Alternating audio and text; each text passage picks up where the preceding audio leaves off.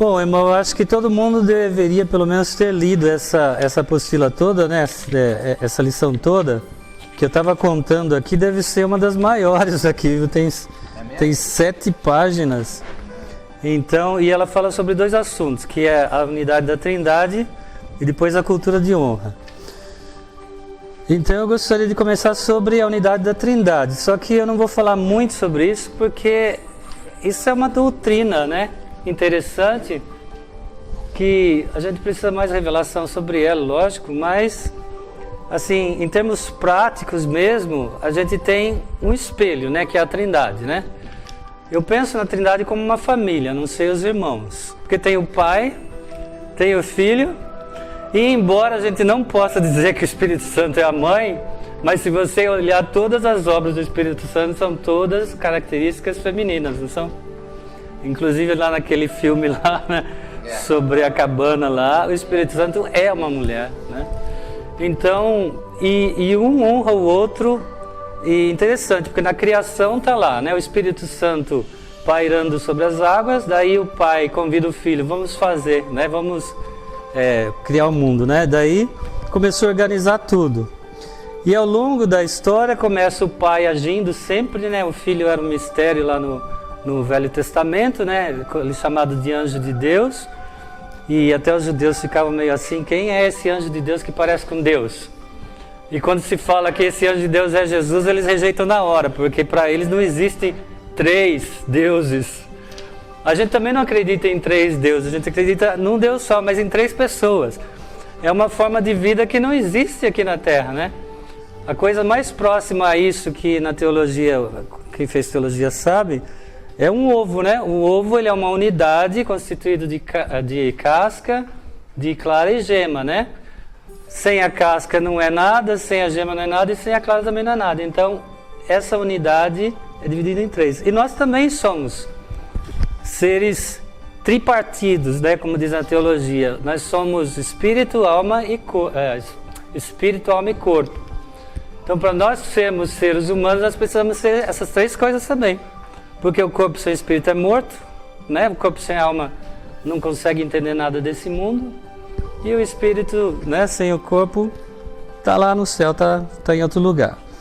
Bom, é interessante, eu não sei quem escreveu essa apostila, mas começou falando da Trindade aqui, depois mudou de assunto, depois volta da Trindade lá atrás. Então eu quero ir na última página, e vocês vão ver que na última página fala um pouco sobre essa honra, né? Então, no Velho Testamento, o Pai fazia as ações com o Espírito Santo, mas o Filho estava meio escondido, vamos dizer assim, não era muito revelado para os judeus. Depois do Novo Testamento vem, né, o Pai já mostra claramente, esse é o Filho, e depois que o Filho fez a obra toda de redenção e voltou, aí ele mandou o Espírito Santo no lugar. Até que ele venha buscar a igreja de novo, né, daí volta, a história muda, e a Bíblia diz que no final, Jesus vai entregar o reino para o Pai. Então veja que honra. Um concede algo para o Pai para o Filho para o Espírito Santo, o Espírito Santo para o Filho e o Filho para o Pai. Então, vai nesse caminho de ida e volta. Então, é uma honra. Então, só lendo assim rapidamente aqui, na última página, na página 105, né? Porque a outra é oração, né? Então, na página 105, está ali, é bem claro, olha, o Pai ama o Filho. E daí diz o versículo de João 3,35. O Pai ama o Filho e todas as coisas têm confiado às suas mãos. O Filho ama o Pai, na letra B. Contudo, assim procedo para que o mundo saiba que eu amo o Pai e que faço como o Pai me ordenou. E depois, na letra C diz, o Espírito Santo ama o Filho e o Pai. Quando vier, porém, o Espírito da verdade, ele vos guiará a toda a verdade, porque não falará por si mesmo, mas dirá tudo o que tiver ouvido e vos anunciará as coisas que hão de vir. Ele me glorificará, porque há de receber do que é meu e vou-lo-á de anunciar. Então é exatamente isso que eu estava falando. O Pai honrou o Filho honra o Espírito Santo honra o Filho de volta e o Filho honra o Pai. E o próprio Jesus falava, né? Eu não faço nada sem ver o que o pai está fazendo. Então a gente precisava chegar nesse nível, né? Porque hoje a gente toma umas decisões, às vezes a gente reúne assim, um grupo de pastores e começa a discutir um assunto e daí vence o voto da maioria, né? Mas nós precisamos aprender com o Espírito Santo, né? Porque com Jesus falava assim, tudo que eu vejo o Pai fazer, eu faço. Então falta a gente ver o Pai fazendo as coisas para fazer igual, né? Então essa é a lição que a gente tira dessa unidade, desse amor e dessa honra que existe na Trindade. Então nenhum é maior que o outro, mas se você analisar bem a Bíblia, embora tudo que a Bíblia diz que tudo foi feito por Jesus, para Jesus, por meio dele, né? Mas você vê que no final ele entrega tudo para o Pai. Então parece que o Pai tem uma honra maior do que o próprio Filho, do que o próprio Espírito. Embora não haja competição nenhuma entre eles, né? Nenhuma competição. Então eu tenho lido algumas coisas e muitas pessoas do mundo todo estão falando a mesma coisa. Nós precisamos aprender a agir como Jesus agia. Ele via o Pai fazendo e ele fazia igual.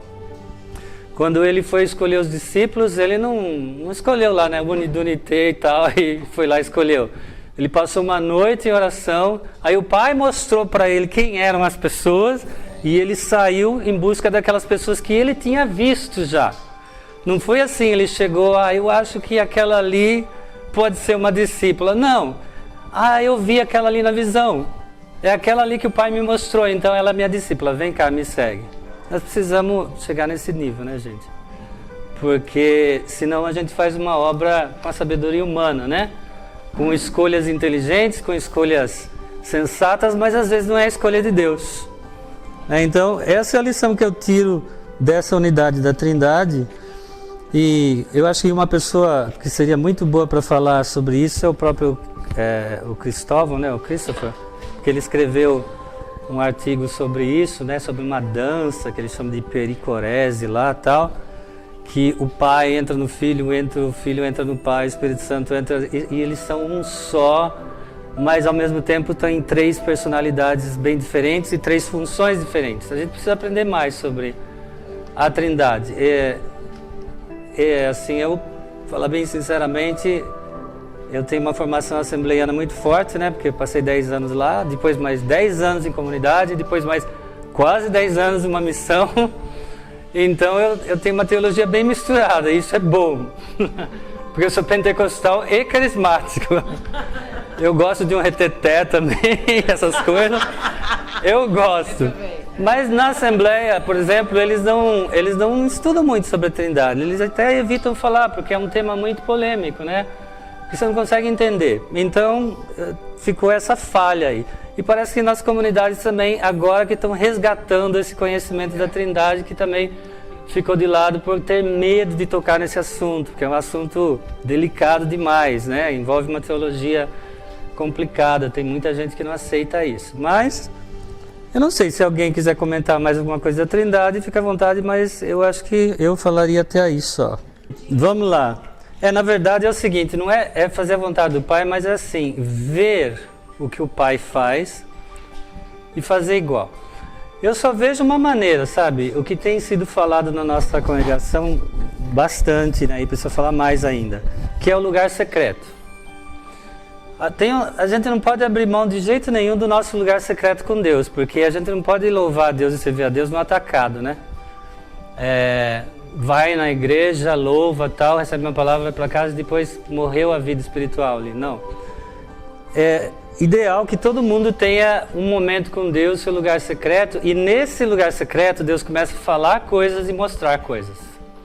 Né? Eu acho que quem já tem uma prática assim, bastante sobre isso aí já sabe o que eu estou dizendo, né?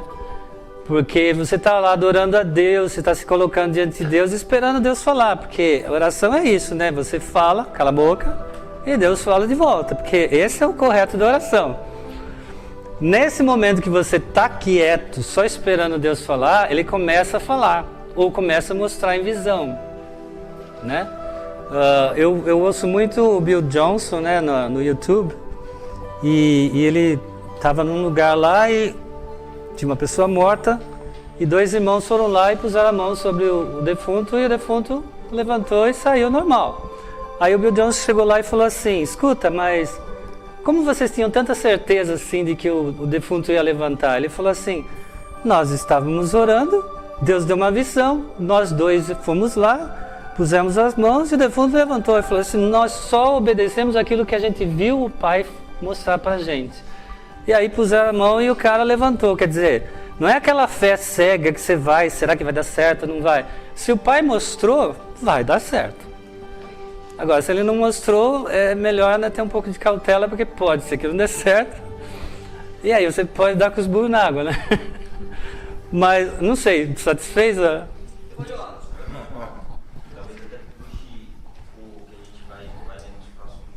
Então não adianta muito não, hein? Vamos lá. É o spoiler, né? É sobre isso que nós vamos falar agora, né? Então, bela introdução, obrigado, Maninha. Mas foi a introdução, porque agora eu vou falar exatamente sobre isso aí, né? Então, voltando lá para a página 25, lá vocês veem lá aquela... Oh, desculpa, 95. E olha que eu tô de óculos, hein?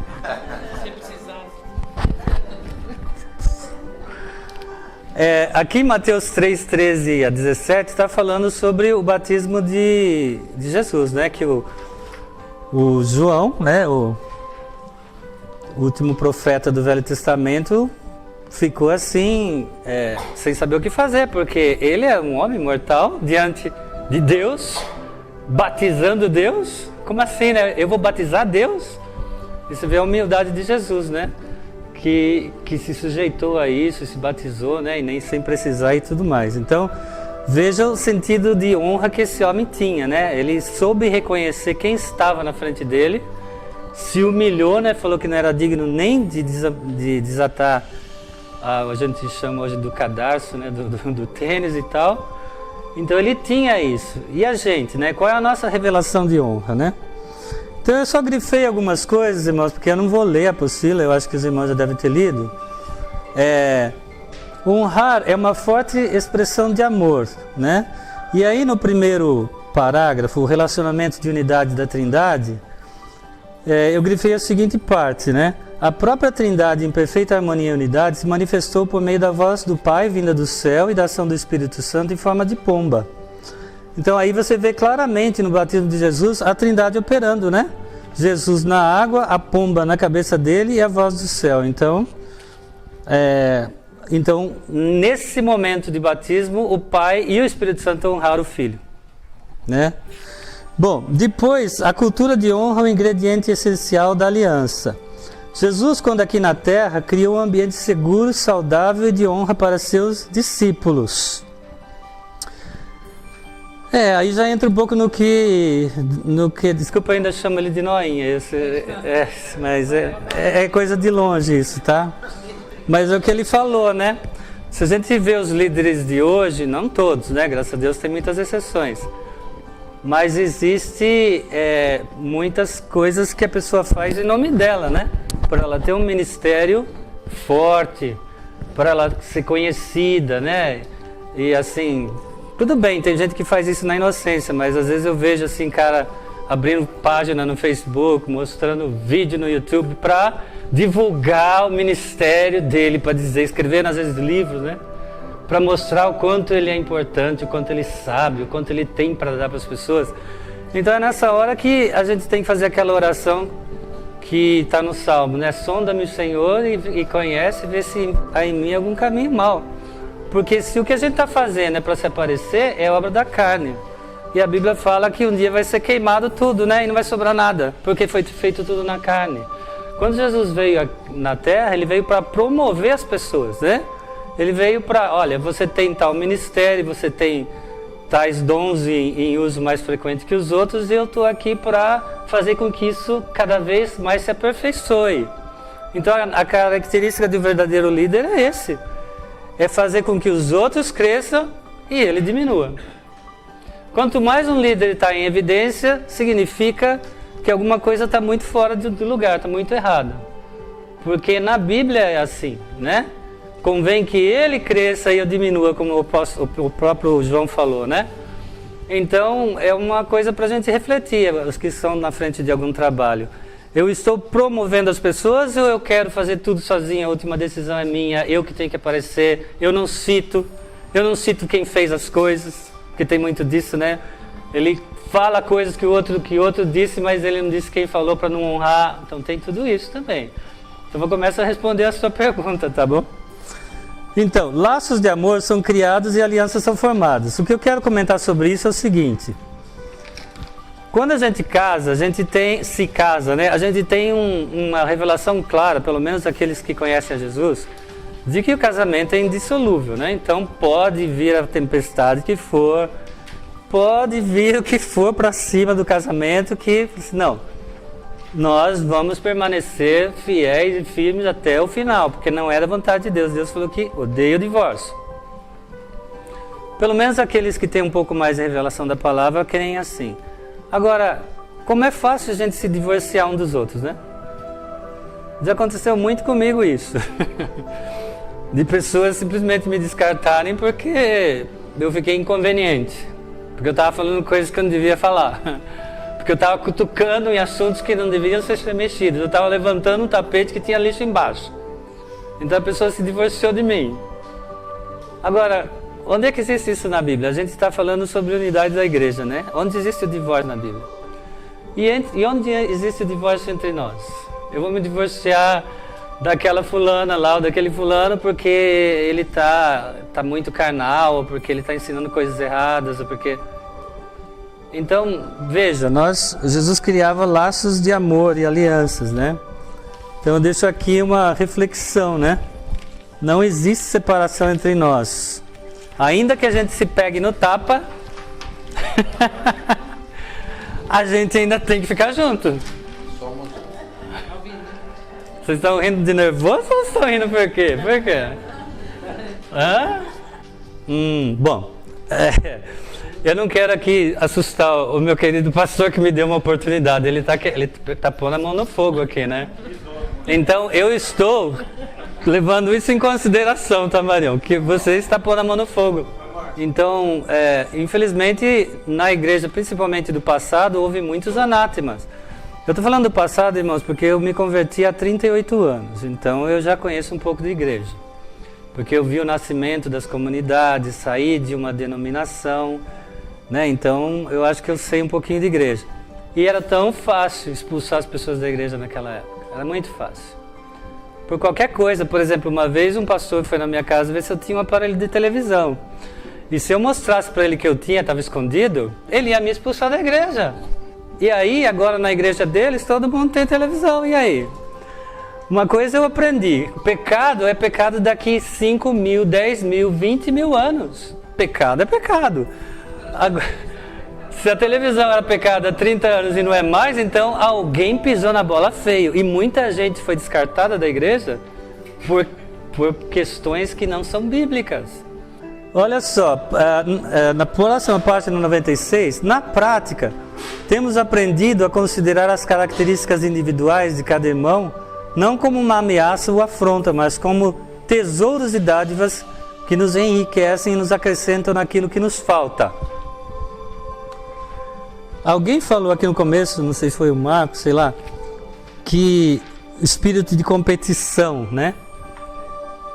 Então eu estava refletindo sobre essa mensagem e me veio muito forte isso, que qual é o problema da falta de honra entre os irmãos? Espírito de competição e espírito de inveja. É isso que causa a desonra entre os irmãos. Por quê? Por exemplo, o meu ministério é de ensinar, tanto é que eu sou professor já há 27 anos, tal, então o natural compõe o espiritual e vice-versa. Então esse é o meu ministério. Eu vejo que tem pessoas que ensinam muito melhor que eu.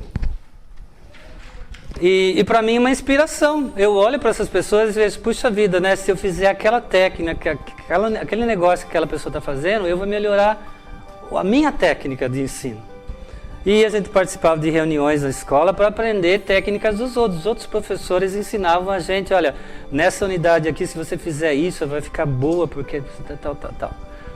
Mas na igreja, na igreja é complicado, né? Parece que na igreja tudo é complicado, né? Existe um espírito de inveja. Então, por exemplo, se só fulano vai lá pregar, só ele que aparece, só ele que toma as decisões. Aí o cara fala assim, poxa, mas e eu? Eu não sou ninguém? Eu não posso pregar? Eu sou burro que não posso tomar uma decisão também? A pessoa está fazendo isso com que espírito? O Espírito Santo está mandando ela pensar desse jeito? Não é? Pode ser qualquer espírito, irmãos, menos o Espírito Santo. O espírito da carne, o espírito de porco, qualquer espírito, menos o Espírito Santo. Porque a cultura de honra é exatamente isso, promover a pessoa. Às vezes não dá certo porque você está fazendo a sua parte, você está promovendo a pessoa. Mas a pessoa está usando você como um degrau para ela subir ainda mais. E aí, o que você faz nessa situação? Você não faz nada.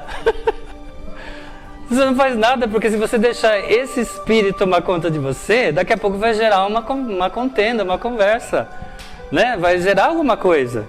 Daqui a pouco eu chego pro Marco e falo, sei lá, né? O Paulo Barcara, sei lá. O que o cara tá pensando, né? Só ele agora? Nunca me chamou para pregar. O que ele tá pensando? O que eu tô promovendo com isso, queridos? Uma divisão, né? Porque daí já é Marcos. Se o Marcos, se ele falar assim, sim, é verdade, já virou 2 contra 1. Então a gente tem que tomar cuidado, irmãos, porque nós não somos imunes à inveja. Nós não somos. Né? E nós não somos imunes à competição. Eu tento lidar com isso da seguinte maneira. Sempre eu pensei assim, eu sou meu próprio competidor, ou seja, eu preciso melhorar em relação ao que eu era antes, ou que eu fui ontem, por exemplo. Mas eu não posso me comparar com nenhum dos irmãos. Porque, irmãos, não existe nenhum modelo perfeito aqui, existe? Assim, eu não estou desfazendo de ninguém, porque eu estou me incluindo nessa, lógico, né? O único modelo perfeito que existe é Jesus. Então, qualquer coisa que você compare que não seja Jesus, você já está entrando num caminho errado já. Né? Por exemplo, eu preciso ser melhor, eu preciso ser mais bondoso com as pessoas, vou procurar um irmão na igreja que seja bondoso. Não, está errado. Eu vou ver na Bíblia como Jesus era bondoso com as pessoas e eu vou fazer igual Jesus fazia, porque qualquer modelo que não seja Jesus está errado. Nós pregamos tanto sobre a centralidade de Cristo, não? Então tem que ser Cristo o modelo, não pode ser os irmãos. E toda vez que você se compara com alguém, você se diminui, porque se a pessoa for melhor, daí vem a inveja e com isso vem a competição. E olha, e só Deus mesmo para guardar sua boca para você não espalhar esse veneno para os outros, não é verdade?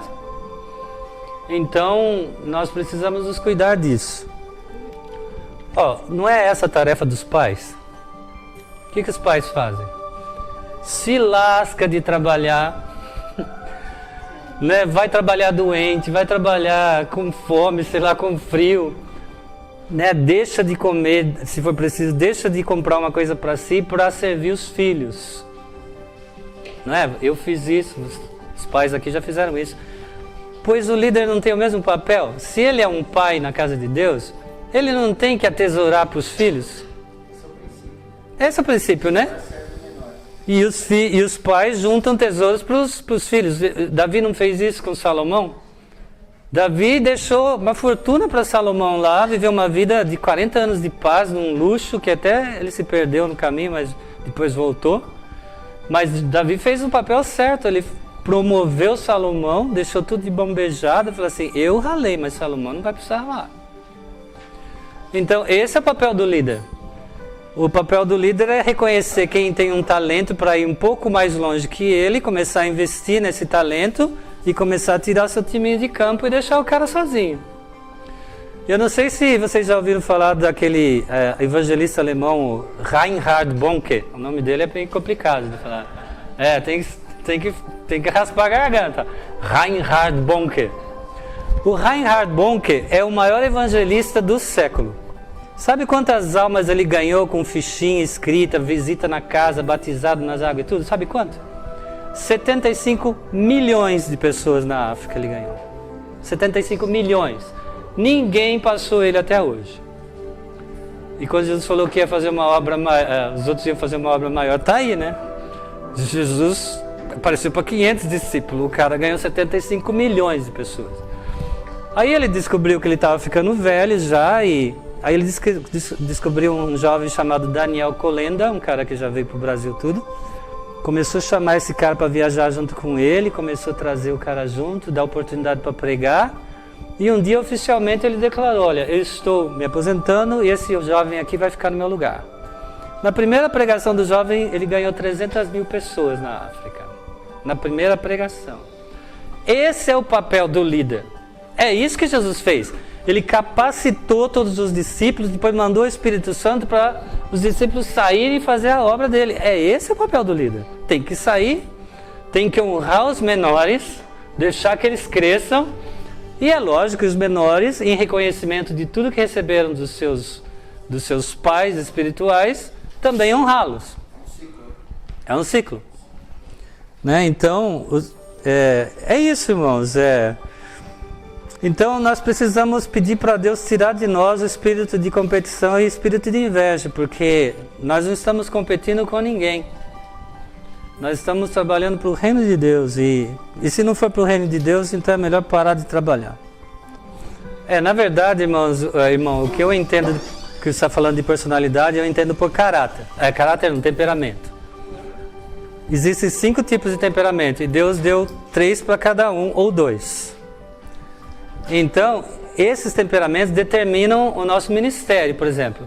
Se você é um colérico e um sanguíneo, você vai ser um líder na casa de Deus. Se você é um fleumático, dificilmente você vai ser qualquer coisa de liderança na igreja.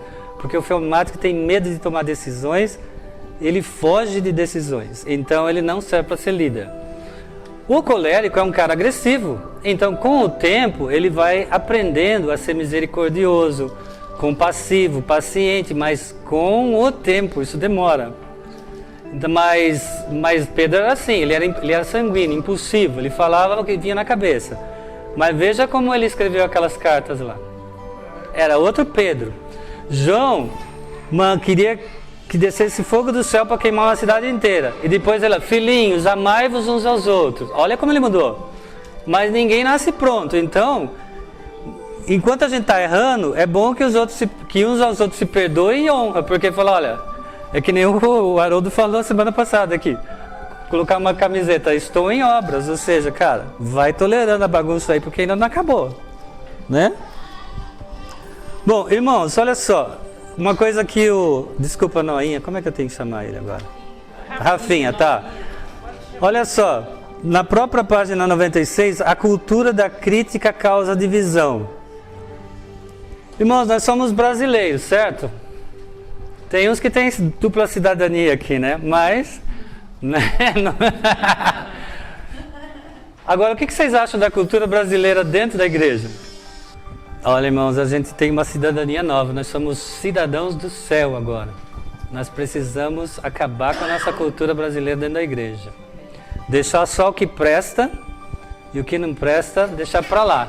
Não era aquele comercial lá, né? O importante é levar vantagem em tudo, né? E o Gerson ficou marcado por causa daquilo lá para sempre, coitado, né? É verdade. Mas esse ainda é a cultura brasileira. Dar um jeitinho, fazer uma gambiarra, né? Ficar magoado. O Mike Davis, esse da África do Sul aqui, ele estava numa reunião, estavam os presbíteros lá, e eu estava porque eu estava traduzindo. E ele falou uma coisa, e ele deu um cascudo lá no povo, falando assim, olha, brasileiro é muito legal, tudo bem, mas pisou no calo, o cara se fecha e já faz bico. Então, que legal é esse? Que legal é esse que faz bico quando alguém chama atenção, quando alguém dá um cascudo? Né? Fora as coisas relaxadas, o atraso e tudo mais que tem aí por aí. Então, é complicado, irmãos. E existe uma cultura no Brasil, na França é pior ainda, mas no Brasil, que é criticar tudo. Né? Embora eu não tenha participado disso, mas eu achei interessante a ação dos irmãos lá que, em vez de ficar criticando a prefeitura que não estava fazendo o jardinagem das praças, foi lá com os aparelhos lá, umas máquinas lá e cortaram tudo. Por quê? Não é mais fácil ir lá e fazer alguma coisa do que ficar criticando? Mas nós temos uma cultura muito forte dentro da igreja de criticar.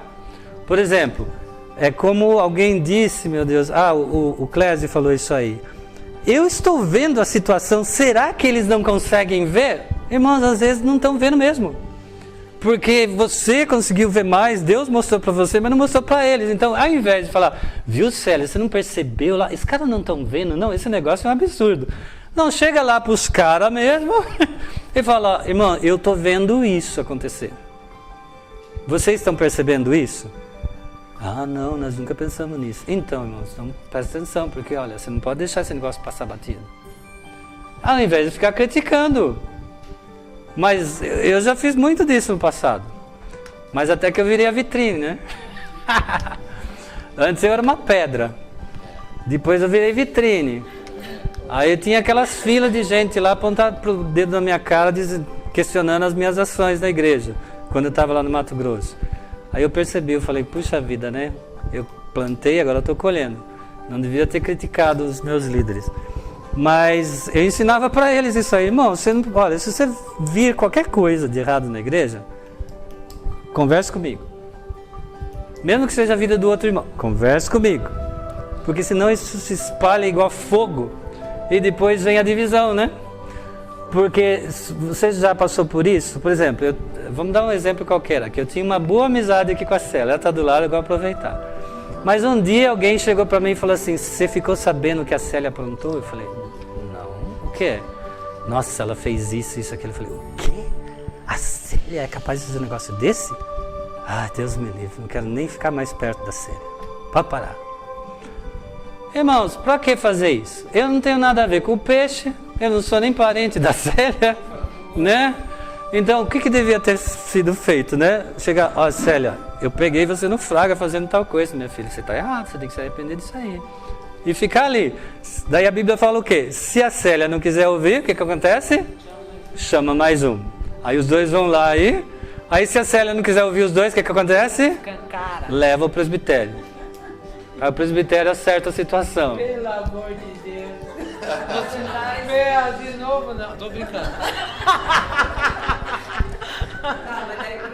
É exemplos. É exemplo, gente.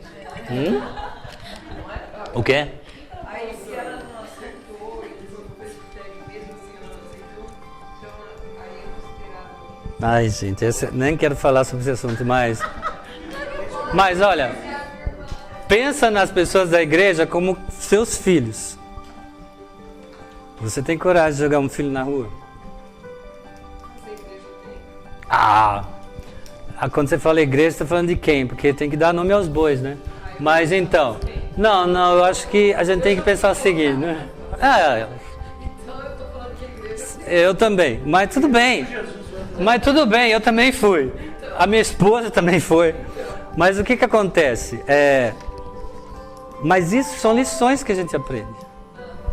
Se você olha para as pessoas como seus filhos, mesmo eles não sendo, mesmo sendo pessoas até mais maduras que você, então você fica com certo temor de fazer algumas coisas, né? Fala assim, como é que eu vou jogar essa pessoa fora? Não posso? Ela não negou Jesus?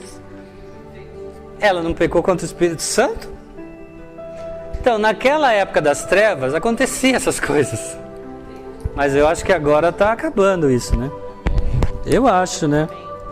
Pelo menos eu nunca mais vi ninguém ser expulso de lugar nenhum. Faz tempo já, isso faz mais de 10 anos que eu não vejo.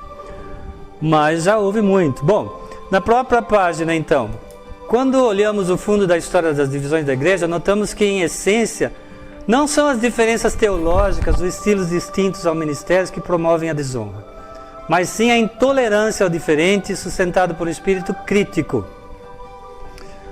Então perguntamos, como pode haver unidade na diversidade? Qual o papel da honra em preservar relacionamentos diante de características menos louváveis dos irmãos? Foi isso que o Rafinha falou, né? É o seguinte, irmãos, eu vou confessar um pecado aqui, né? Eu não quero, pelo amor, irmãos, eu não quero tocar em assunto de política aqui, mas tem tudo a ver com política. Quando estava aquele rolo de prende o Lula, não prende o Lula, e eu comecei a ver as notícias, eu falei assim para Deus, Senhor, é o seguinte, o senhor pode amar o Lula quanto o senhor quiser, mas não me peça para amar esse cara, pelo amor de Deus. O senhor pode, eu não posso. Mas nem me venha com conversa. Falei assim para Deus. Aí eu vi claramente Jesus falando assim, não fale mal dele. Eu falei, bom, pelo menos ele não falou assim, ame esse homem, pelo menos não fale mal dele. Então o começo da honra é isso, não falar mal. Depois desse passo, daí o Espírito Santo traz outras coisas, mas o primeiro passo é esse, não fale mal. Aí vinha alguém, comentava alguma coisa, comentava outra, e eu sou assim, né? Eu falei assim, Deus falou pra mim, não fale mal dele, eu não vou falar. É, né? Porque eu vou querer apanhar, né? Eu sou filho, ele é pai, ele bate. Minha ordem é favorável. É? Se for possível, né, ele se salvar, né? Uma madrugada que eu acordei para orar, eu senti Deus falar diretamente para orar pelo Sérgio Cabral. Meu Deus, pelo amor de Deus. Esse não. Sabe, mas dobrei meu joelho, é uma coisa assim, sabe? Uma coisa que ele mandou, né? Então, o que nós fazemos é totalmente diferente do que Deus pensa e faz. Por isso que ele falou no início, né? A gente ouvir Deus. É, tem que ouvir, Senhor. Esse é o primeiro passo, irmãos, não falar mal. Seja de quem for. De quem for, fazer o quê? Deixa eu contar uma piadinha bem rapidinho. Tinha uma mulher que nunca falava mal de ninguém. Essa mulher não falava mal de ninguém, né? Aí alguém falou assim, eu vou pegar essa mulher. O cara chegou nela e falou assim, ô irmã, mas o diabo é sujo, né? Ô bicho nojento, né? Olha como é que ele tá fazendo isso. Começou a falar um monte de coisa que o diabo fazia. Aí ela virou assim, rapazinho insistente ele é, né? Mas ela não falou mal do diabo. Ela só falou rapazinho insistente, ou seja, nem do diabo ela falava mal. Então, irmãos, a gente tem que assumir essa postura, né? De falar, olha, eu não consigo ver nada de bom nessa pessoa, mas também não vou falar mal, né? Quem não ajunta não espalha, não é assim que Jesus falou?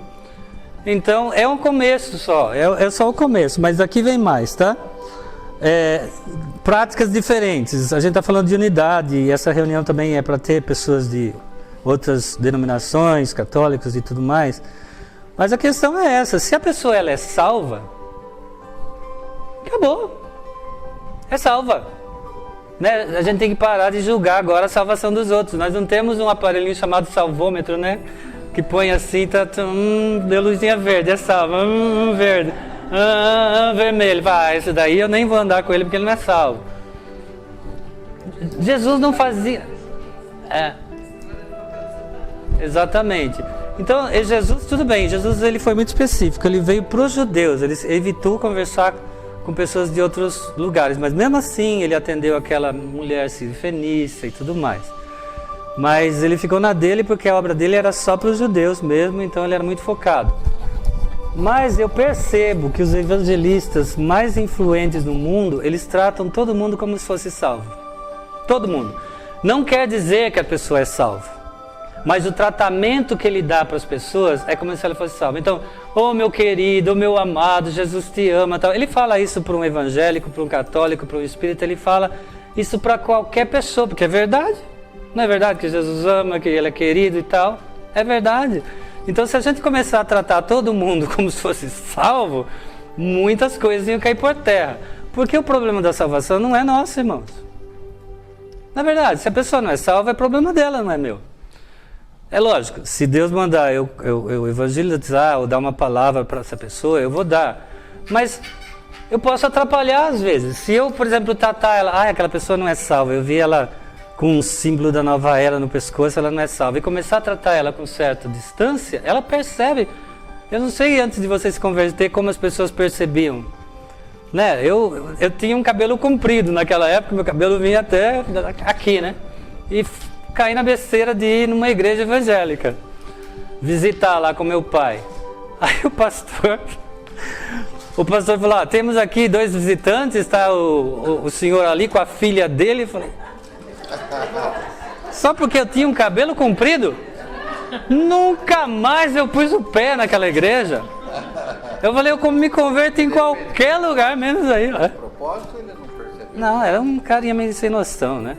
Em vez de falar assim, e aquela pessoa, né? Porque quando você não sabe se é homem ou mulher, você fala aquela pessoa. Mas se ele tratasse com amor, né? Nós temos aqui duas queridas pessoas nos visitando, tal, sejam bem-vindos, tal. Eu quero te dar um abraço no final da reunião, isso aqui tem. Mas ele foi muito infeliz. Aí ele foi visitar meu pai, ele entrava por uma porta, pela janela e saía pela outra. Eu falei, esse cara nunca mais eu quero ver na vida. Porque não teve a sabedoria de tratar as pessoas com amor, né? Se a pessoa é salva ou não, isso, desculpa eu falar assim, mas eu acho que é problema de Deus, não é meu não. Na verdade, nós precisamos urgentemente de um evangelista que nos ensine a ser simpático com as pessoas, a ser delicado com as pessoas, a honrar as pessoas, porque esse é o papel do evangelista, né? Ele já foi formatado para isso, ele olha para a pessoa e já ama a pessoa e já quer, né, ver o que tem, alguma coisinha de boa naquela pessoa para explorar aquela coisa boa, né? O Mike, ele veio aí, né, e no final da pregação dele, eu estava lá traduzindo para as pessoas que queriam oração, né? E vocês notaram que tinha um casal de homossexual lá, né? Eu nunca tinha visto aquele pessoal. Mas não, foi num domingo, acho que de manhã, né? Que ficou até, sei lá. E aí, eu estava traduzindo, então eu estava ouvindo tudo, é lógico. Daí, eu não ouvi uma palavra de condenação na boca dele. Deus profetizando ali, falando através da boca, revelando os segredos da vida do cara, mas em momento nenhum ele falou, vocês homossexuais, vocês estão condenados. Foi só falando das coisas, você é um cara guerreiro, você é forte.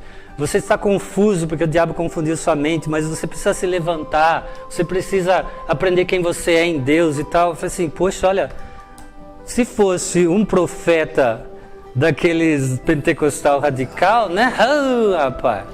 Uma vez eu estava a igreja lá da Vera, lá da Comercial, fez um encontro e metade do pessoal do encontro lá não era cristão e tinha uns traficantes e chefe de tráfico lá.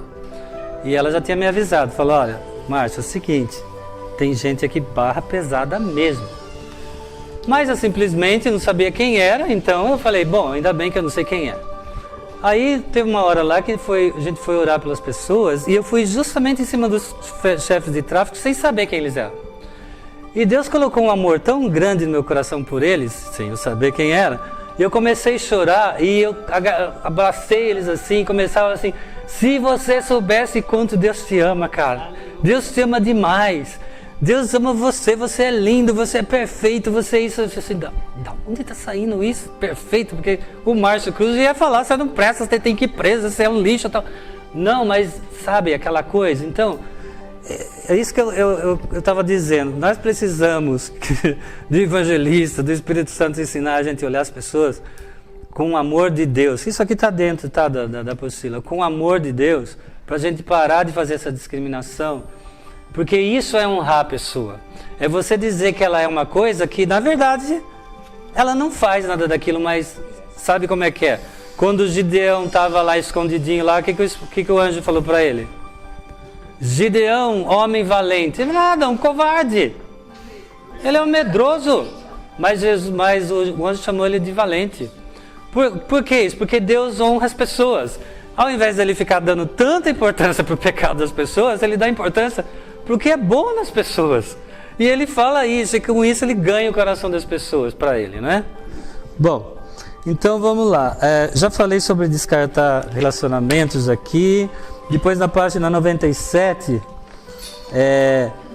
tem um assunto muito importante que em relação ao medo. O medo, né, que traz... Bom, deixa eu ler aqui o primeiro parágrafo da página 97. Quando não há uma cultura de desonra? Quando não há uma cultura... tá errado, né? Quando não há uma cultura de honra, quem governa é o medo. E quando as pessoas vivem no medo, elas demandam controle. Olha, eu até anotei um negócio assim, olha. A máxima, aqui estou do lado de uma pessoa que entende da coisa, então dá até medo de falar, mas olha, a máxima da administração moderna é o seguinte: você não pode gerir o que você não pode medir ou controlar, não é isso, Marião? E isso entrou na igreja como um espírito imundo, porque na igreja não é lugar de controle, nem de medição. Então, esse espírito imundo entrou na igreja. Por quê? Tem certo... Eu não estou falando na nossa igreja, estou falando na igreja em geral. Porque é o seguinte: se você tem medo de uma coisa, você precisa controlar aquela coisa para você perder o seu medo. E a Bíblia é muito clara que fala, né, que o perfeito amor lança fora todo o medo. Então, se você ama uma pessoa que pode causar um rebuliço terrível dentro da igreja, há menos chance de essa pessoa chegar a causar o rebuliço na igreja do que se você tentar controlá-la. Porque quando você tenta controlar uma pessoa, aí que ela fica nervosa e começa a querer apontar todas, né? Eu pelo menos fui assim no passado. Eu era um cavalo selvagem. Falei assim: não, ponha rédeas em mim. Se você pôr rédea em mim, você vai ver quantas coisas eu posso dar na tua cara. Agora, se você me tratar com respeito e amor, você pode me mandar sentar, rolar, plantar bananeira, que eu faço, mas não tente me controlar. Esse é o meu temperamento. Até hoje é assim, então eu tenho que lutar contra o meu temperamento. Mas, queridos, o medo atrapalha em tudo na igreja, né? Em tudo. Eu tenho medo dele se desenvolver mais que eu. Eu tenho medo de ele crescer ou diminuir. Eu tenho medo de ele me superar. Eu tenho medo de eu ficar jogado num canto. Agora eu pergunto: o nosso relacionamento é com quem, afinal de contas? Uma coisa que Deus me ensinou recentemente foi o seguinte: se eu não sou suficiente para você, nada mais será suficiente para você. Isso calou minha boca, irmão, me deu, trouxe uma paz e assim uma calma, sabe, enorme. Porque eu estou lidando com Deus, eu não estou lidando com pessoas. Então, se Deus não me satisfaz, se no meu lugar secreto, se quando eu enfrento uma tribulação, Deus não me satisfaz, eu vou sair brigando com todo mundo. Eu vou brigar por quê? Pelos meus direitos. Não fale brigar pelos meus direitos em frente de Jamê, porque senão você leva uma porrada bem dada, né? Porque o Jamê tem uma revelação forte disso, né? E ele está certo, concordo com ele. Nós não temos direito. Nós não temos. Então nós não temos que brigar pelos nossos direitos. A gente tem que deixar Deus ir abençoando a gente no ritmo dele, no passo dele, conforme ele quer. E você, como uma ovelhinha muito mansa, você vai seguindo o pastor. Se ele parar, você para. Se ele andar, você anda. Se ele correr, você corre. Como aquela nuvem, quando a nuvem parava, todo mundo acampava. Às vezes a nuvem ficava meses, às vezes a nuvem ficava dias. E o povo seguia a nuvem. Então assim tem que ser a nossa vida. Porque se não for assim, queridos, eu vou brigar com todos os meus líderes o tempo todo, porque eu quero meu espaço. Eu tenho que acreditar que Deus é que está me pastoreando, Deus está me conduzindo e Ele me satisfaz. Quando eu sentir no meu coração, meu pastor é Jesus. Porque a Bíblia fala assim, ó, amai a Deus sobre todas as coisas. Então esse aí é o nosso farol. Eu estou amando a Deus sobre todas as coisas? Não, então eu estou errado. Então eu preciso mudar porque eu estou errado. Se eu estou amando a Deus sobre todas as coisas, Ele vai fazer as coisas na minha vida a hora que Ele quiser. Isso daria margem para muita conversa, tá? Mas eu acho que existem os dois lados. Sim, mas existem os dois lados, né? Existe muita ovelha preguiçosa, né? Que não busca Deus, que não lê a Bíblia, que só espera que os outros fiquem falando para ela as coisas que ela tem que fazer. E Deus usa a gente sem a gente querer, assim, às vezes numa conversa normal assim, sai alguma coisa e você fala, da onde saiu isso? É Deus falando com a pessoa, mas Ele está falando através de um ser humano, não sozinho. Né? Então eu acho que se isso satisfizer a sua resposta, eu fico contente também, porque, né? Bom, então vamos lá, vamos continuar. Então, gente, medo o medo é um péssimo conselheiro. E quando tem duas pessoas com diferentes opiniões, quem está certo? Jesus está certo. É outra coisa que eu tomo para mim, para não fazer bobagem. Eu estou conversando com o Paulo. O Paulo pensa uma coisa, eu penso outra. Eu falo assim, nem o Paulo nem eu estamos certos. É Jesus que está certo. Sabe por quê? Porque se por causa dessa diferença de opinião eu começar a fechar meu coração para o Paulo, mesmo que a minha lógica esteja certa e boa, o que vai acontecer? Vou criar uma divisão com ele. O amor está certo, não as nossas opiniões, né? As nossas opiniões a gente pode dar corda para elas. Daqui 5 anos a gente resolve isso, não tem problema. Porque a gente quer resolver tudo na hora. E na hora ninguém resolve nada certo. Dá corda, olha. Eu até brinco com Deus, né? Não, mas olha, eu tenho umas coisas assim, para quem me conhece, né? Eu falo com Deus assim, às vezes de uma maneira, às vezes até parece desrespeitosa, mas ele disse que não é. Então, beleza. Não é que ele disse para mim, ele usou várias pessoas dizendo, eu entendo você e eu permito que você fale assim comigo. Mas, maravilha. Mas eu falo assim para Deus às vezes, Senhor, se eu dar tanta corda para certas pessoas, né? Vai dando mesmo, porque quando for a minha vez eu quero também uma corda desse tamanho ou maior.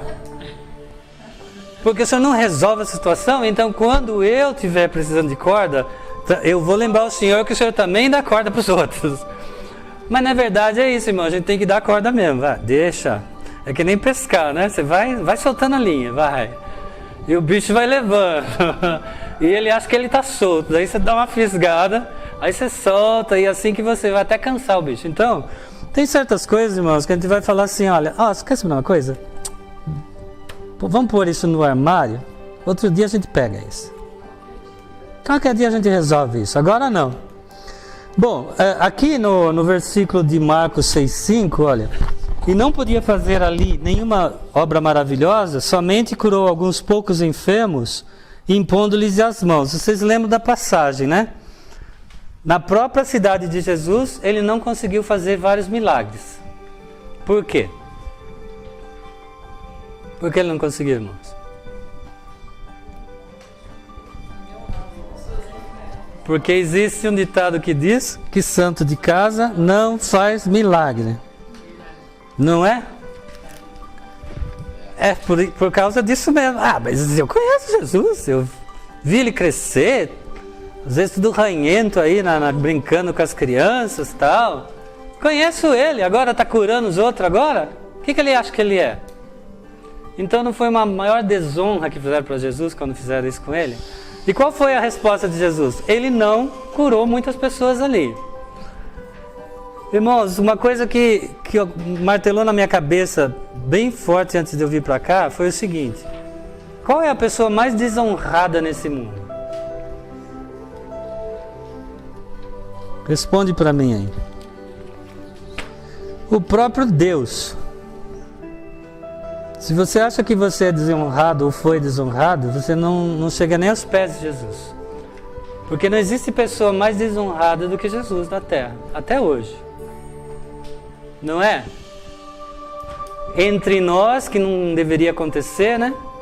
Toda vez que eu duvido do poder de Deus, o que eu estou fazendo com Ele?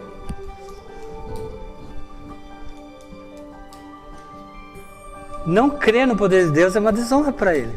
Porque você está chamando Deus de mentiroso. Ele fala assim, eu posso todas as coisas. Senhor, mas nesse caso, acho que você não vai fazer, não, porque às vezes você...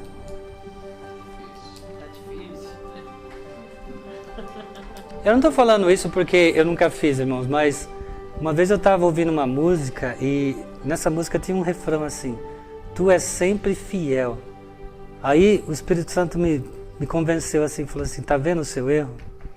Você não crê na fidelidade de Deus. Você crê que Deus pode fazer na vida de qualquer um, mas na sua você não crê que Ele pode fazer. E o que é isso, irmãos? É uma desonra. É como se você fosse um filho, um patinho feio na família de Deus. E como se Deus estivesse confortável com isso. Realmente eu tenho uns patinhos feios na minha família. Tudo bem, eu tolero eles. A Bíblia fala que Ele não faz acepção de pessoas. Se Ele não faz acepção de pessoas, qual é o valor que o Marion tem, que eu tenho, que a Célia tem, que um é melhor que o outro? Quem tem mais valor aqui de nós três aqui? Ninguém. Pode ser que Deus deu uma obra de um alcance muito grande para o Marion, porque Deus simplesmente falou, eu quero que o Marion faça tal obra, ele vai fazer. Por que Deus escolheu Abraão? Lá de Ur do Caldeus, lá na terra da idolatria, da iniquidade. Por que Deus escolheu Abraão? Me responda. Você já pensou nesse assunto? Sabe qual é a resposta? Porque ele quis. Gostei. Ele falou, eu escolho o que eu quiser. Se ele quisesse fechar os olhos e falasse assim, você vai ser o pai da fé? Ele quis. E se ele quis, ele capacitou. Não é porque Abraão era melhor que a gente, que você, que eu. Ele quis. Então, se ele quiser pegar a pessoa mais simples e mais sem talento da igreja, aparentemente, e transformar essa pessoa num grande evangelista, ele faz, porque ele pode. Não existe diferença.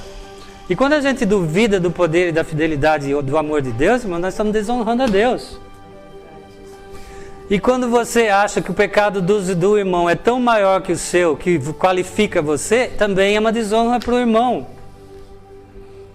Porque na nossa cultura ainda existe isso. O meu pecado é mais tolerável do que o seu pecado. Então, diante de Deus, eu estou com um grauzinho a mais, porque eu não faço as coisas que você faz. Gente, olha essa mentalidade. Se eu falasse um palavrãozinho, uma mentirinha, Jesus já tinha que ser pregado na cruz por mim. E se eu matasse 300 mil pessoas, ele ia ter que ser do mesmo jeito. Passar igualzinho por tudo, por quê? Porque um pecado é suficiente para isso. Então, não existe isso. Não existe. Bom, então vamos lá. Eu estou vendo aqui o relógio, tá, Cascaldi? Pode ficar sossegado. Vocês me roubaram uns 45 minutos, mas tudo bem. Vamos lá. Assim, começou 8h20, tal. Falei, bom, tudo bem, mas eu vou dar conta desse negócio aqui. Vou. Amém. Então, irmãos, bom, vamos continuar. Então aqui, fundamentos da cultura de honra. Então aqui nas escrituras a palavra kabad, que é hebraico, significa glorificar, promover, elevar o status. Kavod. Tá aí o especialista em hebraico. É kavod, não é? Aqui, ó. É Kavod. Kavod. Iod. Tá. Kavod. Nós estamos falando da página 97, a última linha. É a última linha, tá? E cavado é cavado. Então tem um erro na última linha e na primeira linha. Tá. Então, daí na página 98 tá, oferecer prestígio a outra pessoa, grande respeito e admiração. Tá, então, a gente já falou sobre isso, né, irmãos? Então vamos para honra também para os indignos.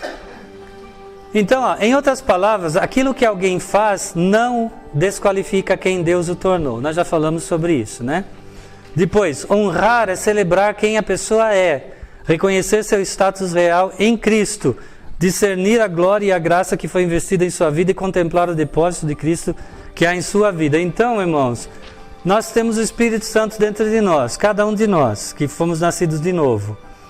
É o que basta para Deus. É o que basta. Tem pecados da minha vida que Deus já libertou faz muito tempo. Tem pecados que Deus me libertou há pouco tempo. Tem pecados que eu luto com Ele há 38 anos. Possivelmente algum pecado vou morrer ainda sendo tentado por Ele. Não vai dar tempo de Deus terminar a obra dele. Então, o que mais importa na minha vida? O Espírito Santo que habita em mim, o selo da promessa, o meu nome está escrito no livro da vida, eu ser um embaixador de Cristo, eu ser tudo que a Bíblia fala que eu sou, ou os pecados que eu cometo, que não são pecados que contaminam a igreja com escândalo, são pecados pessoais. Às vezes uma falta de controle na boca, às vezes no pensamento e sei lá o que mais. Mas não são coisas que vai rachar a igreja, que vai disseminar calúnia, difamação e fofoca na igreja, que vai escandalizar a igreja, que vai falar, nossa, o Márcio fez isso, então qualquer um pode fazer qualquer coisa. Não, irmão, ninguém tem esse status. Cada um de nós podemos fazer as maiores besteiras do mundo. E que Deus nunca nos permita ter a oportunidade de fazer, porque senão a gente é capaz de fazer mesmo. Bom, honrai a todos. Essa é, né, como a quem se dá honra, na página 99. Então já falamos, honrai a todos é o seguinte, se não consegue falar bem, pelo menos não fale mal, irmãos. Já é um bom começo, né? E as coisas vão vindo aos poucos, né? Bem aos poucos. Eu gostaria muito de falar igual o apóstolo Paulo. Eu gostaria que eu gostaria de ser anátema para essas pessoas serem salvas. Você já pensou você falar isso? Eu gostaria de ser um anátema de Deus para que o Lula, para que toda essa corja da Lava Jato fosse salva. Mas é corja mesmo. É corja, não é crítica, é corja. Mas você já pensou? Tá gravada. Depois, edita isso, edita. Eu não entendo Paulo. Eu falei assim, misericórdia. O que Paulo viu que a gente não viu ainda? Como pode uma pessoa oferecer a própria vida para queimar no inferno para sempre, para que os judeus fossem salvos? Eu falei assim, meu Deus, eu estou muito longe disso, porque eu talvez daria minha vida pela minha família, mas eu não sei não. Acho que nem para os irmãos da igreja, que são os mais legaizinhos de todos, eu faria isso. Quanto mais para uns caras desses daí que matam milhões de pessoas de fome, de suicídio e tudo mais, né? Eu não sei, nós precisamos de mais revelação do Espírito, para a gente conseguir entender esse amor aí que a gente não consegue entender. Que amor é esse que você oferece a sua própria salvação em troca? Isso é um nível de honra que Jesus fez, né? Na cruz, o que ele fez? Ele morreu para todo mundo, ele morreu para o Hitler. Você sabia que ele perdoou todos os pecados do Hitler? Agora, o Hitler foi para o céu? Não, porque ele não pediu perdão e ele não reconheceu isso. Mas os pecados dele já estavam todos perdoados. Como pode uma pessoa pagar por um preço que já foi pago? Né? Como o Adiel às vezes prega aí, né? Como pode você pagar por uma doença que já foi curada na cruz? É uma coisa sem sentido isso. Como pode o Hitler ter que pagar para a eternidade uma conta que já tinha sido paga por Jesus? Não dá para entender. Bom, a honra não é somente uma resposta a pessoas dignas, mas uma cultura do povo de Deus na terra que redefine completamente a forma dos nossos relacionamentos. Redefine, eu gostei dessa palavra, gente. Quando a gente falou de cultura brasileira, nós precisamos tomar cuidado com a cultura brasileira, porque ela não é uma cultura que favorece muito o reino de Deus, não. Eu sou professor e eu não estou aqui querendo expor meus alunos, mas quanta gente começa um curso comigo e quantos terminam? É um povo que tem muita iniciativa, mas não tem nenhuma terminativa. Começa, mas, né? Eu vejo isso acontecendo diante dos meus olhos toda vez. Diz que uma coisa que Deus não duela é o caráter do homem, só isso que não duela. A única coisa que Deus não duela é o caráter do homem, né? Que não? Não duela o caráter do Duelar? homem, Você fala, tá. No caso aí, né? Aí Deus não é do Hitler aí, né? Eu acho que ele teve alguma chance de ser salvo, né? Mas ele rejeitou, né? Mas Deus insiste até o último momento, viu, irmão? Insiste, viu? Olha, a nossa cultura, nós precisamos mudar a nossa cultura. Assim, desculpa, tá um pouco... Não é que tá muito pouco fora. Eu sei que vai ser meio pesado o que eu vou falar, mas eu gosto de falar coisas pesadas também.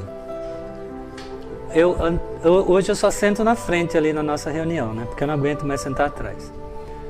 Quantas vezes eu passei raiva na reunião num lugar que era para eu estar curtindo a Deus ali numa boa? Por quê? Você senta assim, daí você vê a pessoa na frente assim no Facebook, né? WhatsApp. Eu falei para minha mulher, eu vou dar uma bronca nessa irmã. Ela falou, não faça isso, você não conhece a irmã. Eu falei assim, então vamos sair daqui porque eu não aguento esse tipo de falta de honra e respeito a Deus. Como pode uma pessoa ir na igreja para louvar a Deus, para ouvir a palavra e ficar respondendo no WhatsApp e postando coisa no Facebook, gente, na hora da reunião. Às vezes o Abinélio fica nervoso na hora de tudo. Porque entrou na igreja, querido, ó. Um monte de recado também, tem que ter um pouco de respeito com o povo também, eu penso isso, entendeu? Não Eu sei. tenho muita dificuldade na reunião. De? De ficar aquele monte de recado, aquele monte de... Mas o recado é no final, né? Mas mesmo assim, querido, eu penso assim, olha, bom, eu não estou falando que você está errada, mas eu penso assim, eu já nem ando com celular porque eu não gosto, eu não sou amigo de celular. E se levo, deixo no carro também, porque eu falo assim, agora é só eu e Deus, ninguém mais importa, eu não sou médico, eu não posso salvar ninguém, não sou bombeiro para apagar incêndio, não sou polícia para prender ladrão, eu estou aqui para estar na presença de Deus. E não tem mais nada, não quero mais saber de nada. Mas quando a gente fala de honrar a Deus e honrar os irmãos, você acha que é honrar a Deus ficar no celular durante a reunião? Me convence que é, porque daí eu me converto aos seus argumentos, mas eu acho que não é. Vai falar, mas tem uma pessoa doente na família e tal. Não podia deixar alguém tomando conta e falar assim, olha, eu vou buscar a Deus, tá? Então não me interessa mais nada. Eu estou na presença de Deus. Acabou. Desliga. Sei lá. Uma coisa que está se perdendo na igreja é uma questão chamada de reverência. Você está diante do Deus Todo-Poderoso. Imagine o poder desse homem. Imagine a santidade desse homem. E você fala assim, ó, dá um tempo aí que eu tenho um negócio importante. Gente, pedir um tempo para Deus. Tenta ir lá na Inglaterra, pegar uma audiência com a rainha Elizabeth, e enquanto ela te receber, chamar você lá e começar a conversar, fala, só um minutinho aí, essa tem que atender. Na hora, ela fala assim, retirem essa pessoa da minha presença, porque ela não sabe que ela está diante de uma rainha. Agora, Deus é incomparavelmente muito mais poderoso. Nossa, você não entra nem de shorts. Isso é uma cultura mesmo. A gente poderia, você de exemplo, eu também sou assim, tá? É. Não vou dizer dos outros. Nós poderíamos ter esse princípio. Ir na igreja e fazer o que ele faz. Larga o celular desligado. Ou deixa no carro. É? Tá? Tem isso também. Aí só dificulta. Mas Vamos voltar às antigas. ouça o que o Jamê falou. Gente, a Bíblia de papel não pode ser substituída pela Bíblia de celular. E eu concordo plenamente. Mas sabe o que eu faria com a sua reação? Ensinaria a ter reverência. A única coisa que você tem que se perguntar é o seguinte: é estritamente necessário fazer isso agora? Ou eu tenho que estar 100% corpo, alma e espírito agora na presença do meu Deus? Se você falar assim, realmente, o mundo vai acabar se eu não atender essa ligação, se eu não postar esse negócio, se eu não responder esse WhatsApp, beleza. Agora, se você falar assim, não, eu podia ter feito isso depois da reunião, é falta de referência. É totalmente falta de referência. Por isso que, assim, não é que eu quero impor isso sobre ninguém, mas, assim, eu fico dolorido dentro de mim quando eu vejo uma pessoa indo para a igreja para cumprir tabela. Porque eu fui educado desde criança, você sabe que até hoje em dia tem igrejas que falam assim, silêncio porque é a casa de Deus, né? As pessoas não podem nem conversar, né? E às vezes nem dar um aleluia, porque tem que ter uma reverência. Isso está faltando, Rafinha, na geração jovem. Eu quero ver jovens lá prostrados diante de Deus, assim, em silêncio, e falam assim, eu calo minha boca porque eu estou diante do rei. Agora, se esse jovem está conversando no bebedouro, usando o celular, pelo amor de Deus, isso não é reverência não, isso é uma desonra. Vem de longe. Os meus filhos foram criados do meu lado. Então, eu tenho esse sistema. Irmãos, alguém abre para mim em Mateus 10, 41, 42? Está fora da apostila, mas eu acho importantíssimo falar sobre isso. Mateus 10, 41, 42. Aí dá uma disfarçada e responde depois, WhatsApp. Esse é um bom momento. Obrigado a Deus porque o recado que o Senhor me deu está dado. Cada um agora que faça o que quiser. Vamos lá, Mateus 10, 41, 42. A gente recebe vários pregadores de fora na nossa congregação e outras igrejas fazem a mesma coisa. É Deus mandando esse povo para nos abençoar, porque eles têm dons que às vezes faltam na nossa igreja, certo? Qual deve ser a nossa atitude em relação a esses homens, essas mulheres, sei lá quem mais? Prestar atenção no que eles estão falando, em primeiro lugar. Deixar Deus falar, né? E às vezes até compartilhar algum bem, alguma coisa, alguma oferta, alguma coisa, ou se não vai lá e dá um abraço, o que for. Por que eu estou falando isso? Porque aqui está dizendo que se um profeta vem e você honra esse profeta, você recebe o galardão do profeta. Tudo que a gente faz de bom na vida, a gente vai acumulando as nossas pedrinhas na coroa, aquela coisa toda. Quando você deixa de honrar uma pessoa, porque você não foi com a cara dela, porque ela tem um jeito esquisito, ou porque você não está nem aí, você queria que alguém da igreja pregasse, você está deixando de receber. Mas isso também faz mal para a pessoa que veio. Isso também faz mal das duas mãos ali, ó. Você deixa de receber, porque você não honrou o profeta que veio, e o profeta às vezes deixa de receber porque não foi aceito. Jesus mesmo falou isso, né? Ele chorou diante de Jerusalém. Jerusalém, Jerusalém, quantas vezes eu quis reunir vocês como uma galinha, reunir seus pintinhos, mas vocês não quiseram.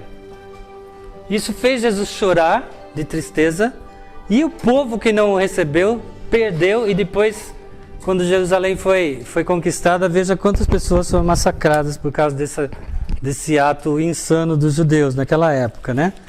Então eu acho que isso precisava ser falado, irmãos, porque não importa quem fale, não importa quem esteja na frente, se você honrar essa pessoa que está falando, você vai receber o seu galardão e essa pessoa vai sair abençoada. Caso contrário, os dois saem perdendo. Bom, tipos ou valores de honra. Então aqui, honrar o nosso Deus acima de tudo e todos. Então eu já falei um monte sobre isso, nem vou continuar mais. Na página 101, quando o Senhor nos dá uma palavra, honrar é obedecer essa palavra. Pois o contrário disso é desprezo e indiferença. Às vezes, não necessariamente falamos mal de algo que Deus nos fala, mas ignoramos o que Ele nos fala, não praticando, não obedecendo, não rendendo. É o que faz uma criança quando a mãe fala: filho, faz tal coisa. Ah, não, eu não vou fazer. O que essa criança está fazendo? Está desonrando a mãe. E o castigo vem, né? Assim, eu creio num Deus amoroso, maravilhoso, compassivo e tudo. Mas eu também creio no grande propósito de Deus. Quem se lembra do grande propósito de Deus?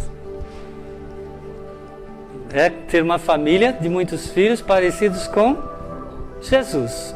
Então, se você não curva o seu coração e obedece a palavra, pode ter certeza que Deus vai criar várias situações da sua vida para forçar você a obedecer a palavra. Por quê? Porque Ele quer que você se pareça com Jesus. Ele nunca quer soltar uma palavra em cima de você, essa palavra vir vazia. E falar: vem vazia? Tá bom. Pois agora você vai entrar em umas situações que você vai agora aprender por um jeito mais difícil. Mas Ele vai ensinar, porque o propósito dele é que nós nos pareçamos com Jesus. Então, é um mau negócio não praticar a palavra, né? Aí na página 101 mesmo, lá no penúltimo parágrafo, na última linha, então, amando, conseguimos honrar até pessoas que aparentemente não vemos nenhum valor nelas. Já falamos sobre isso também, porque nós queremos agradar o Pai, não a nós mesmos.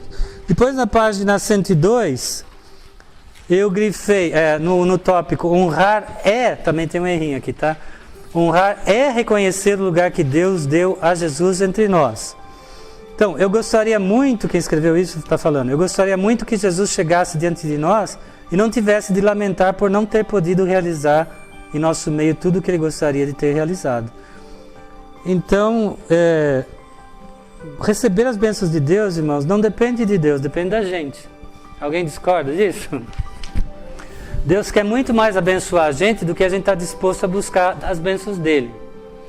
Então, se você não está recebendo as bênçãos de Deus, é porque você não está buscando. Porque Deus é galardoador daqueles que o buscam. Então, em vez de reclamar que não está sendo muito abençoado, se consagra mais, busca mais. Porque Deus está falando assim: eu estava esperando você vir buscar, você não veio? Então, você sabe que... Precisamos saber quem nós somos em Deus, né? Depois na página 103. Depois daquele versículo no segundo parágrafo da página. Depois de Jesus, Deus não tem mais uma queixa sequer contra nós, mas sim um imenso apreço por nós. Infelizmente, irmãos, não vai dar para falar muito sobre isso. Mas se você souber quem você é em Deus, você não vai ter mais inveja de ninguém. Você sabe quem você é em Deus? Essa é uma pergunta que você tem que saber responder, senão a sua vida espiritual vai patinar para sempre. Quem é você em Deus? Sim, nós somos tudo isso, mas pessoalmente, quem é você em Deus? Você tem que saber responder isso, porque todo o teu trabalho depende de saber responder isso aí. Quem você é em Deus? Ah, Deus me chamou para ser um intercessor. Beleza, então faça isso. Deus me chamou para ensinar a Bíblia. Então, leia a Bíblia, faça cursos. Comece a dar aula. Ah, Deus me chamou para evangelizar. Então, comece a evangelizar. Mas Deus te capacitou com tudo o que você precisa ter. Então, não falta nada para nós mais. Nada. Não vai dar tempo, mas se você ler Efésios 1, está escrito lá. Porque Deus já nos abençoou com toda sorte de bênçãos espirituais nas regiões celestes. Não falta nada. Falta a gente tomar posse. É isso que o Adiel está falando o tempo todo aí. Falta tomar posse. Ah, Senhor, eu preciso amar mais. O Espírito Santo já está dentro de você. O amor já está lá dentro. Eu preciso ser mais paciente. É fruto do Espírito. Está lá dentro também. Ah, eu preciso de mais sabedoria. Ué, Jesus é o tesouro de toda a sabedoria? Ele já está dentro de você? Não falta nada. A fé. Sem fé é impossível agradar a Deus. Então, a gente já nasceu com uma medida de fé, que é o motor de arranque, né? E depois, quando a gente recebeu Jesus, a gente já recebeu a fé, o amor, todos os dons do Espírito, todos os frutos do Espírito já estão dentro de nós. Não falta nada. O que acontece é o seguinte, falta ousadia. Às vezes não é curado porque a pessoa, lá dentro, ela está negando aquilo que ela está ouvindo na oração. Eu estava orando com um querido esses dias aí, claro que eu não vou falar o nome, mas meu coração estava doente por ele. Fui orar, eu falei, fulano, você já recebeu tudo, tal, agora eu vou ordenar que Jesus cure você, tal. Amém, irmão, amém. Terminou a oração ali. Eu sei que eu tenho que passar tudo por isso. Eu falei, esse cara não sabe nada. Por isso que está doente, não sabe nada. Ele, com a palavra dele, cancelou tudo que foi orado. Tudo que Jesus fez na cruz, ele cancelou. Eu tenho que passar por tudo isso. Não, tem certas palavras, irmão, que você tem que tomar cuidado. Vê o que você está falando. Você é uma pessoa amada por Deus. Deus já deu tudo para você. Ele só está querendo te dar um pontapé na bunda e falar, anda, faz as coisas, porque eu já te dei tudo. E você fica lá, não, eu não. Ah, se tivesse mais tempo para falar essas coisas, né? Não, é porque é muita coisa mesmo, tem muita coisa aqui. Achei que ficou grande demais. Ficou, tinha que acho que dividir um pouco. Tá. Olha aqui, esperar na última linha da 103, esperar por honra adoece. Nós não podemos esperar ser honrados, irmãos. Porque é o que eu falei no começo, se Deus não te basta, nada te basta. O Marion está me honrando muito em me dar essa oportunidade para ensinar. Mas, sinceramente, eu não estava esperando isso. Porque se eu esperasse isso, aí eu ia ficar doente. Eu ia ficar me perguntando, por que não? Por que eu não? Por que eu não posso? Esse é o meu ministério, por que eu não posso? Por que só eles? Sabe, vai adoecendo. Aí quando ele falou, eu falei, puxa... Eu falei, Senhor, eu não posso me acovardar, mas que responsabilidade. Misericórdia. Tá, eu vou aceitar, mas eu sei lá, Senhor, você me conhece. Pode ser que eu fale umas coisas lá que depois os presbíteros vão ter que correr atrás para arrumar. Para terminar a palavra mágica, terminando mesmo 104, vamos ler esse versículo que está aí, ó. Conhecer meus irmãos segundo o Espírito e não segundo a carne. Pois o amor de Cristo nos constrange, julgando nós isso. Um morreu por todos, logo todos morreram.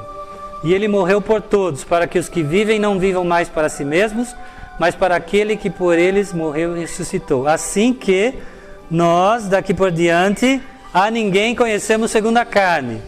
E se antes conhecemos Cristo segundo a carne, já agora não o conhecemos deste modo. E assim, se alguém está em Cristo, a nova criatura, as coisas antigas já passaram, eis que se fizeram novas. Olha, o que você foi no passado não interessa, isso não é problema nosso. O que você cometeu de pecado semana passada também não é meu problema, não é problema de ninguém. Talvez seja o problema dos presbíteros, porque eles que têm que consertar as coisas. Nós estamos numa posição maravilhosa que a gente não tem que se meter em encrenca nenhuma, né? Mas quem está na frente tem que pôr a mão e sujar mesmo. E uma coisa que Deus tem falado através desses profetas para mim é o seguinte: esqueça o passado. Eu pedi para esses 5 homens de Deus e a Suzy que veio aí orar por mim, separadamente, para ver o que Deus falava. Todos eles falaram unanimemente: esqueça o passado.